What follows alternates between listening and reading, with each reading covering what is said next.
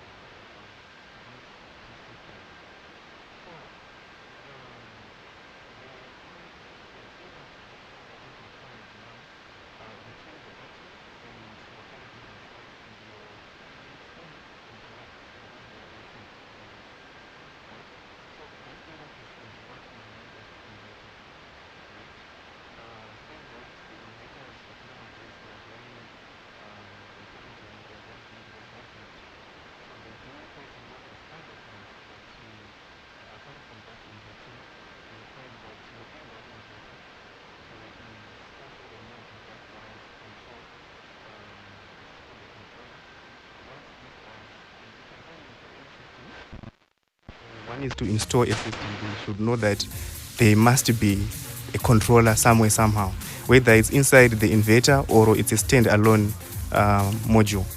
What it does is it helps prevent overcharging of your batteries. Because when you put your solar panels on the rooftop, as long as there's light, the solar panels are going to be pumping in energy to the battery, right? So they suppose, if the batteries are full, there's supposed to be a mechanism to say, hey, panels, please stop. Right. Otherwise, I'm okay. So that module is the charge controller. So it can be either inside the inverter or it can be outside. And also, these days, everyone knows that possibly we are getting our main supplies, which is during the night. So for use next day, we can also use the same batteries to store that energy. So these inverters, they are now coming with also a charging capability. What I mean by that is, when ZESA comes back, the inverter has got a capability also to charge your batteries for use next day, right? So that is what I could say is the brief background about a solar system, right? So what is mainly important is to understand the resource dynamics. That will then lead to understanding the topic of how then to manage it. So the resource dynamics is simply, we are saying we are using radiation from the sun, and this radiation passes through some space, and this space could have obstructions, just like there could be cloud cover, it could be raining. So when you do understand that you are using light, when you don't see enough light out there, then you should know that you got a challenge in terms of your system. It's almost like you are driving a car and it's giving you a red or an amber on the petrol. Sure. You know that you're supposed to reduce speed. Something like that. So that's a really, really good background in helping us understand how this process actually works. And a few questions come up as a result of it. You mentioned that when we're talking about the systems that we're installing in our homes, what we are trying to capture is the light from the sun and not necessarily the heat from the sun. So we're just looking out the window now at the moment. It's cloudy, but we do have light coming from the sun. So today, with the cloud cover, does that affect in any way the radiation that is coming to the panel? It does. It does to a greater extent, actually, because what this radiation, the one that is mostly effective is the one that is just coming direct from the sun to the panel, right?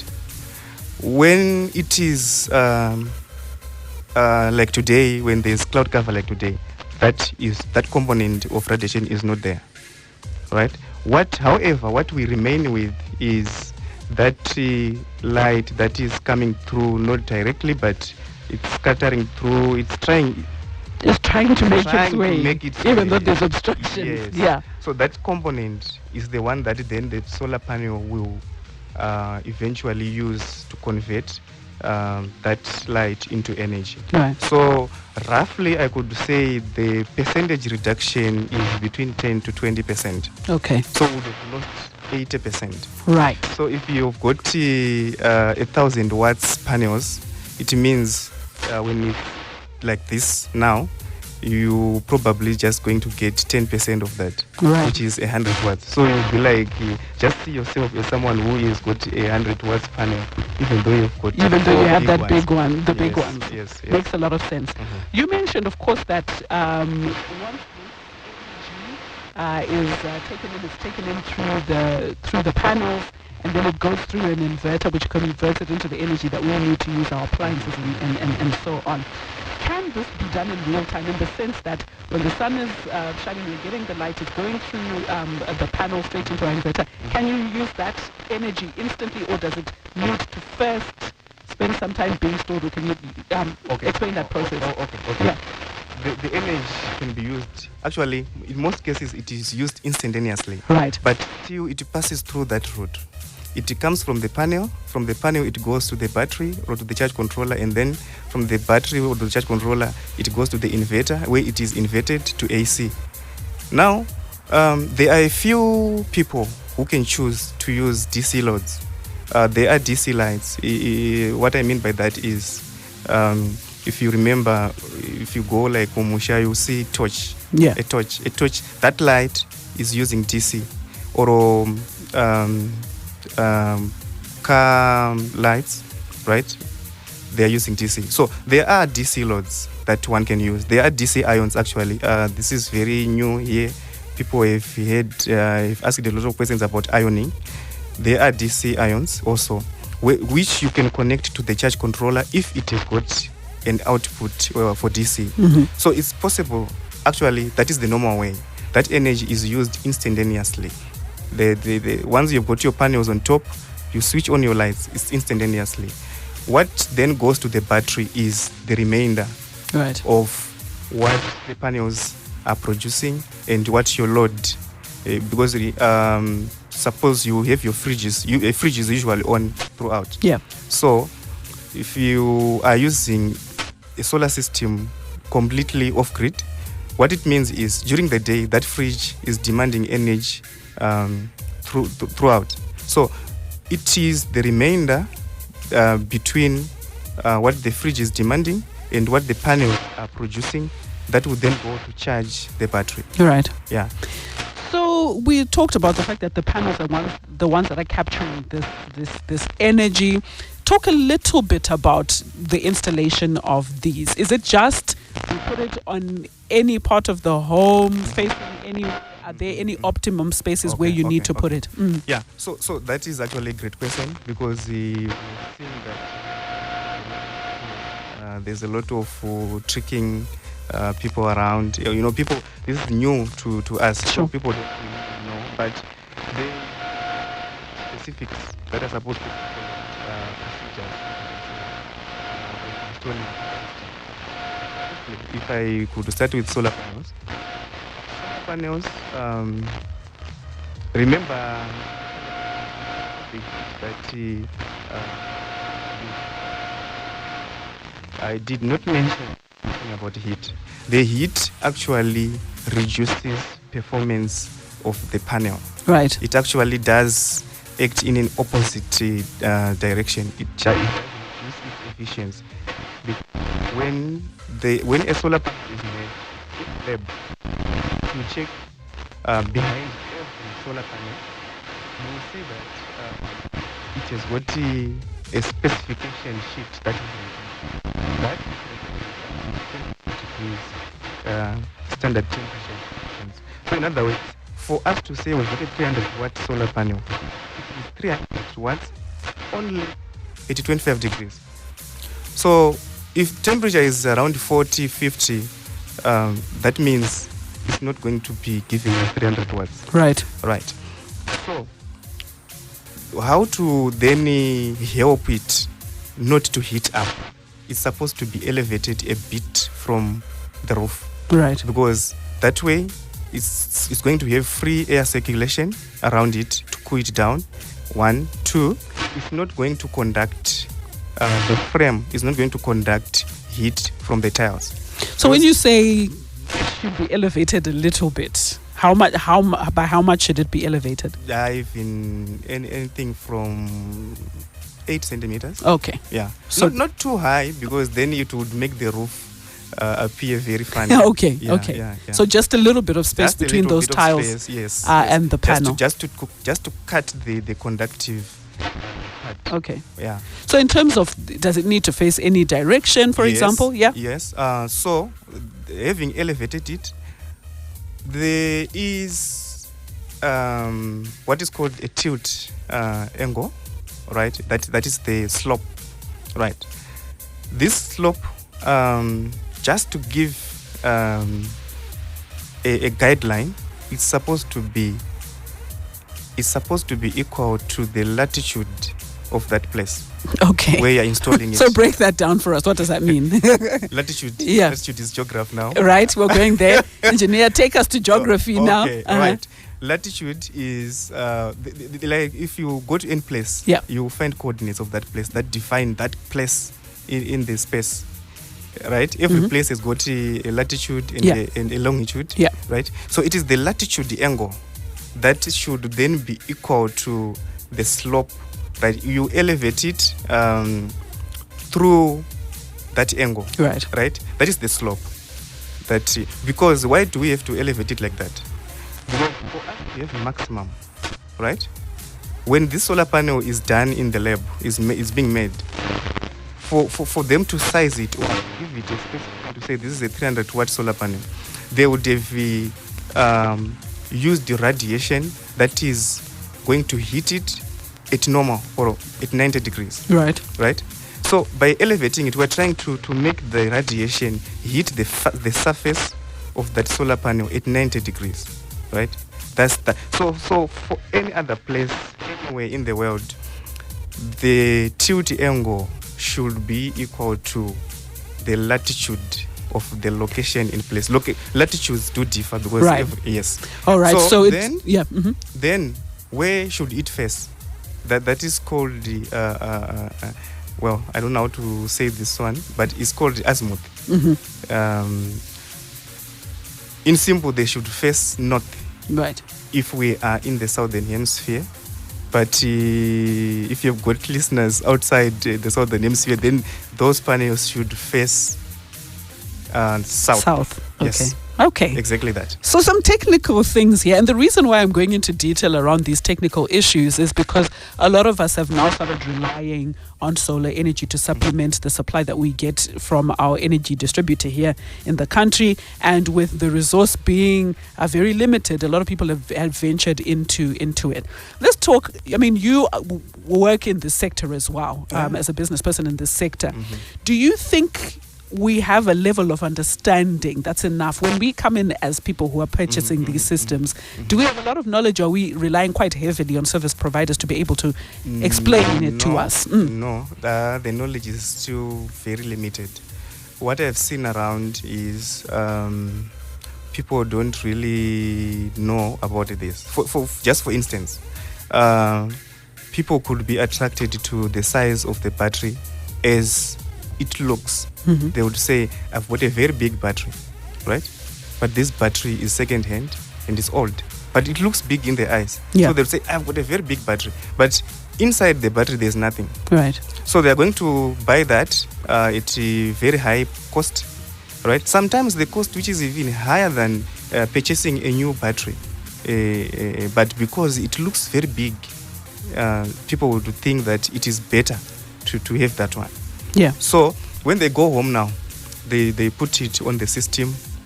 20 minutes down the line, the lights are off. You see.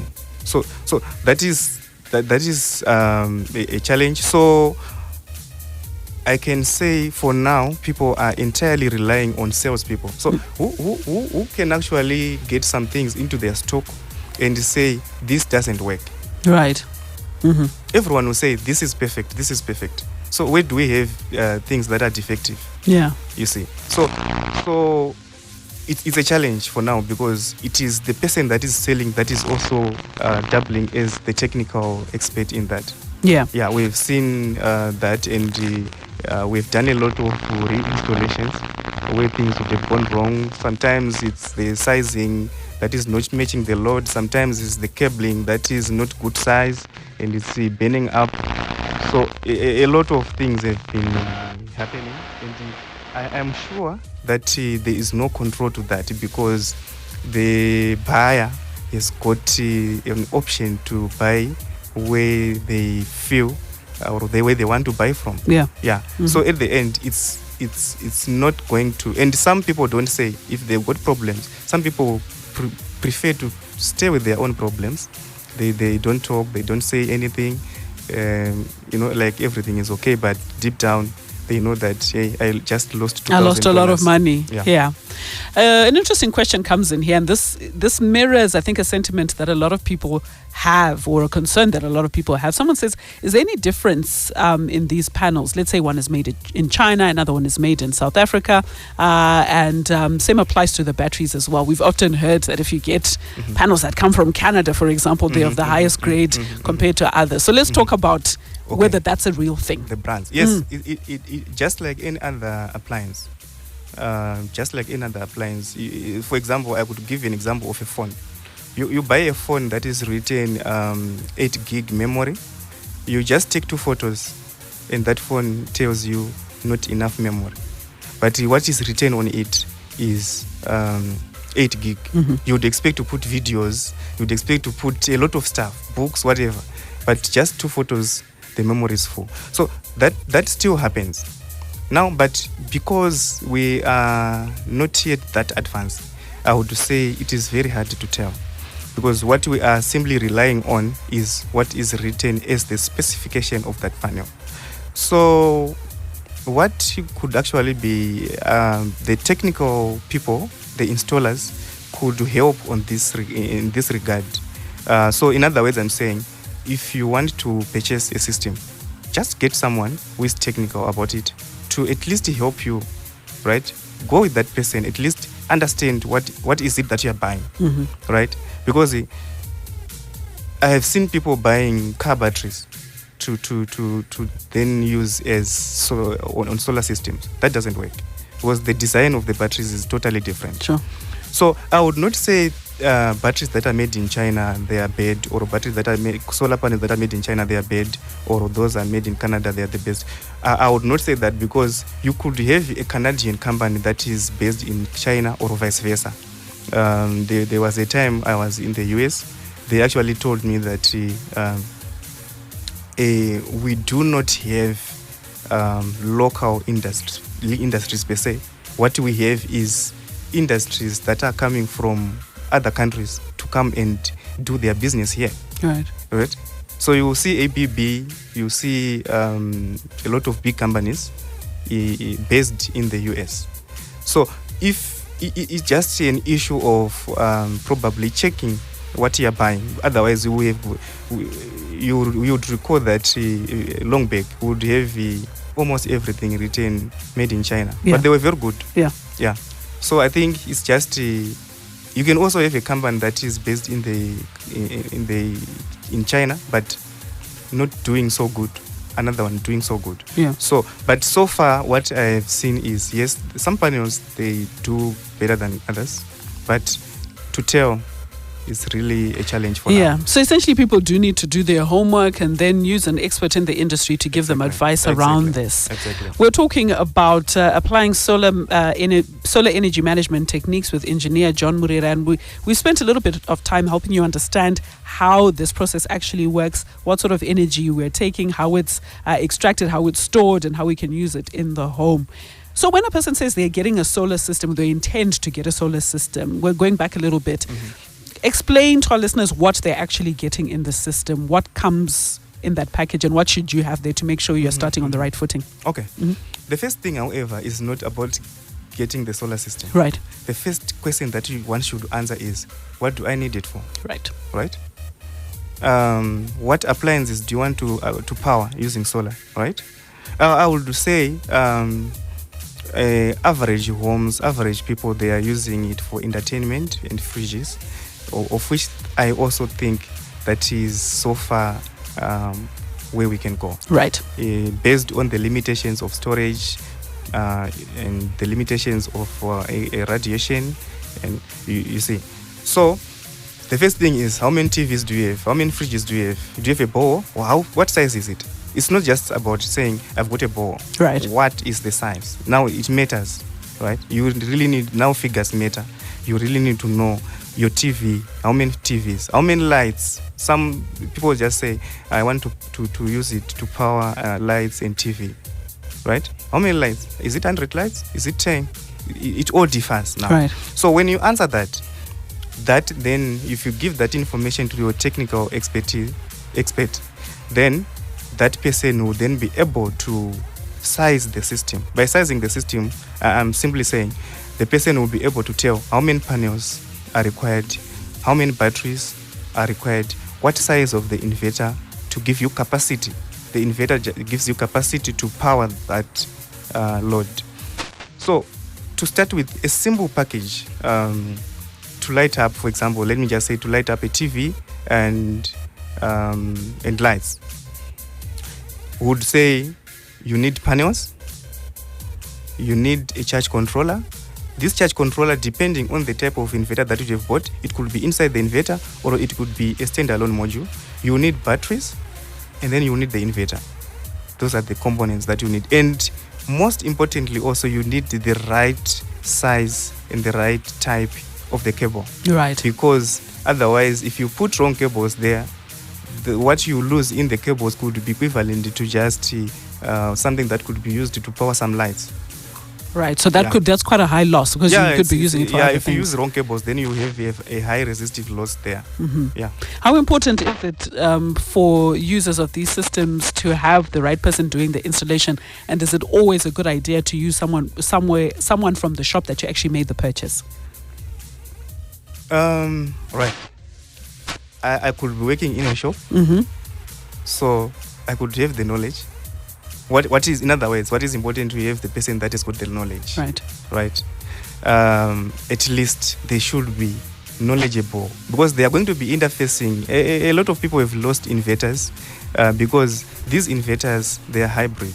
They're going to be interfacing with ZESA.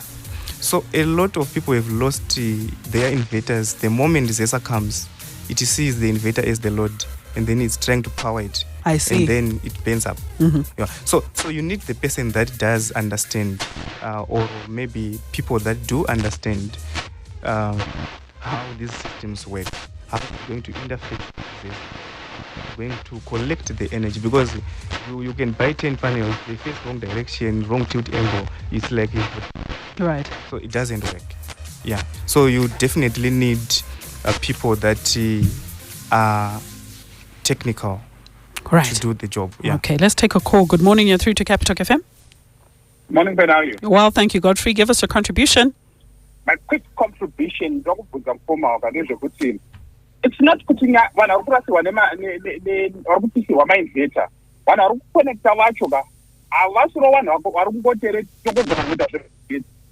connect my inverter. Because you know that you need to try straight capeniga. It's a good soga. My data baga connect to friend as a diagonal. My data machine are put. Why? Because the Wakoma Munesa it does repeat some connector. So it will come to be what? A problem now whereby Brian panel lightning as nothing for my FP someone lightning it's like that. Karama get to put up weaga. I don't know any motor one this, but my vetas machine I don't know let me tell you like Bitron for example. In a programmer, which my get at we are in a motor wonder, in a holder, in a number so release. You understand? Yep. So I think problem is which you haven't got this money, so for saying better a and gonna beat her. Then this zero, way sleeper. Sacha. Okay. Thanks for that contribution. So Godfrey raises an interesting point around the rainy weather. Is the weather right now, in terms of, aside from the fact that it's cloudy and so on, is it affecting the performance of inverter? In terms of what he has raised, it is a valid point, because that's why I said you need the right people. Okay. I'm thinking that by saying technical person that does understand, we would then understand everything. Yeah. Right. When you put solar panels on top, right, they are supposed to be earthed. Right. So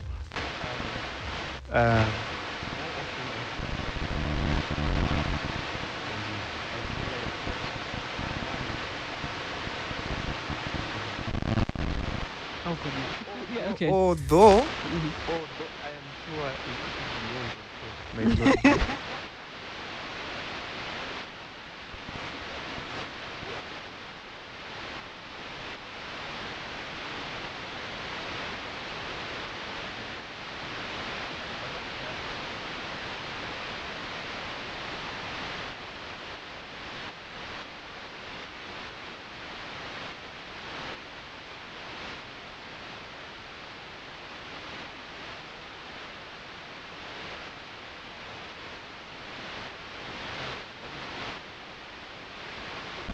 coming through the inverter that first goes, All right. or solar pumping system, it is that pump That goes. And that's what we're seeing a lot of. Yeah. So it's simply because the panels would not be, the frame is supposed to be connected to earth. Actually, the solar panels have got that sign. Unfortunately, don't know that sign, but there's an indication that, you know, in earth is most solar panels, they've got a symbol on the frame that shows you're supposed to connect to earth. There is no, it's different from a 3-pin plug, for example, that does 3 pins. So you know that you earth know is there. there is supposed to be a cable there. Even if you don't know it, you know that something was supposed to go there. But on the panel, it's black and red coming out of the panel, or positive and negative coming out of the panel. Those are just cables. Yeah. 2 of them. So the boy just take those 2 and connect it. Connect straight. But on the frame, there is a symbol that you're supposed to then connect it on that. Okay, so we've got a couple of minutes left now. We've understood how the system is installed, the components that you need, who you should use to connect the system, and also trying to manage what your needs are. Once I've had the system installed, my hypothetical system has been earthed, everything is safe. What are some of the things that we can do to make sure we're managing the system well and the energy that we're getting from it in the last couple of minutes? Right. So that is actually more important than buying the system. Right. Because you can never manage to install, and it's just like, for example, if you think of water, right? Kids are filling the tap, and you, as the parent, you are saying, I'm not worried. My kids should play with that tap, whatever they want. I should keep on refilling the tank. Right. Well, you might have resources to fill the tank, fine, but the bowl may dry up. Then you're done. So in other words, the management of that system is equally important, right? So I would think that the appliances themselves, they do matter. You cannot put a floodlight on a solar system and expect to have the same performance as the one that has got an energy saver light. So in other words, I'm saying, when we do purchase our appliances, let's be aware, or let's be conscious of what is it that they are going to consume. Let's try to have energy saver components, right? And then we have to be aware of the weather patterns, because remember, initially we said the source of this energy is the sun. So when you wake up and you see it's raining, it's cloudy, just know that today I might have problems with my energy, right? I might not have enough. So what do? You don't switch on a television when it's not being watched. You don't leave perimeter lights on when they are not being used, when it's during the day. You don't, you see, so it is that management that really does a lot of tricks. You would realize that if you do that, it would be like you have added another battery or other battery, right? And let's also avoid system or components or appliances that could shock the system, especially the battery. The battery is very much sensitive to shock. What I mean by that is just throwing a very big load to it. People have asked, can I put an iron? Can I put a microwave?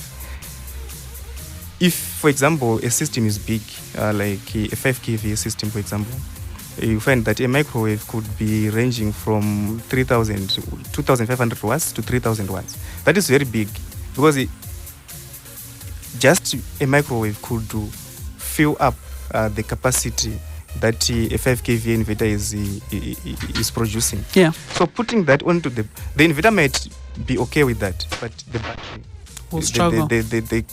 The current that you are then going to draw from the battery it will come as a shock, because maybe I didn't want to go deeper into the battery chemistry, but what is producing that current from the battery is a series of chemical reactions. So every reaction has got a time that is supposed to be completed in this time. So you are trying to force that reaction to happen. You see. Right. So many points that you have to consider once you have the system installed. And I guess we can go into a little bit more detail in another discussion. Engineer John Murira, thank you so much for joining us today and helping us understand the use of solar, particularly on the side of installing it into our properties. Have a great day. Thank you. That marks the end of the program for us. Thank you so much for joining us on Startup Capital, Harare's Wake Up Call. Join us again tomorrow morning at 6. You're listening to Capitalk 100.4 FM, Harare's Heartbeat. The time now is 9 o'clock. It's time for the news with Patience Chiwa. News on Capitalk 100.4 FM.